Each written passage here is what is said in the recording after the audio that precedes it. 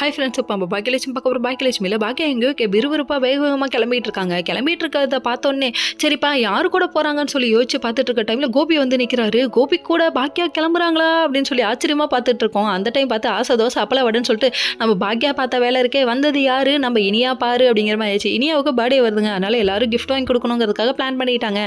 ஆளுக்கு ஒவ்வொன்றும் வாங்கி கொடுக்குறாங்க. பாட்டி ஒரு பக்கம் கட்டுக்கட்டா பணம் எடுத்துகிட்டு வராங்க. எப்படிமா ஒன்ட்ட மட்டும் கட்டுக்கட்டா பணம் இருக்குது, ஒன்றும் புரியலையே அப்படிங்கிற மாதிரி இருக்குது. சரி விடுங்க, இதுக்கப்புறம் எடுத்துகிட்டு வந்து பாட்டி கொடுத்து நகை வாங்கி கொடு அப்படின்னு சொல்கிறாங்க. சரின்னு சொல்லிட்டு வாங்கிட்டு உங்கள் ஒரு பக்கம் ஷாப்பிங் கிளம்பி இங்கே வந்துட்டாங்க. வந்ததுக்கப்புறம் பார்த்தா ட்ரெஸ் எடுக்கிறதுன்னு நகை எடுக்கிறதுன்னு இங்கே ஒரு பக்கம் இப்படி ஒரு அலப்பறை. அதுக்கப்புறம் நம்ம கோபி இருக்காரு, அவர் வைரத்தோடு வாங்கி வச்சிருக்கிறத எடுத்து காமிக்கிறாராமா.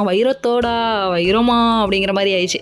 கடைசியில் பார்த்தா பாட்டி வந்தோடனே நம்ம இனியும் வந்த உடனே வேலையாக போட்டு கொடுத்தது என்ன, உங்கள் அப்பா உனக்கு வைரத்தோடு வாங்கி வச்சிருக்கான் அப்படின்னு சொல்லிட்டாங்க. ஏதோ சர்ப்ரைஸாக கொடுக்கணுமாமா. சர்ப்ரைஸ், இதுதான் சர்ப்ரைஸ் அப்படிங்கிற மாதிரி ஆயிடுச்சு. அதுக்கப்புறம் அந்த தோட கொடுக்க இவங்க ஹாப்பி ஆகிட்டாங்க. அதுக்கப்புறம் எல்லாரும் அவங்கவுங்க கிஃப்ட்டை கொடுத்தாச்சு. அண்ணா நீ எங்கே கிஃப்ட் கொடுக்கல அப்படின்னு சொல்லி கேட்குறாங்க. யாரை? நம்ம செலியன்ட்ட கேட்குறாங்க. செலியன் உடனே கொடுக்க செலியன் ஃபோன் வாங்கி கொடுத்தாரு. போன தடவையும் இதே ஃபோனை தானே தம்பி வாங்கி கொடுத்தாப்புல, அதே ஃபோனை அப்படியே பேட்ச் ஒர்க் பண்ணி எடுத்து வச்சு கொடுக்குறாங்க போல். சரி பரவாயில்ல விடுங்க, நம்புங்க, நம்மனா தான் சோறுங்கிறாங்க, புளிய விரட்டினதுங்க பாட்டிங்க, அந்த கதை தான் இந்த கதை.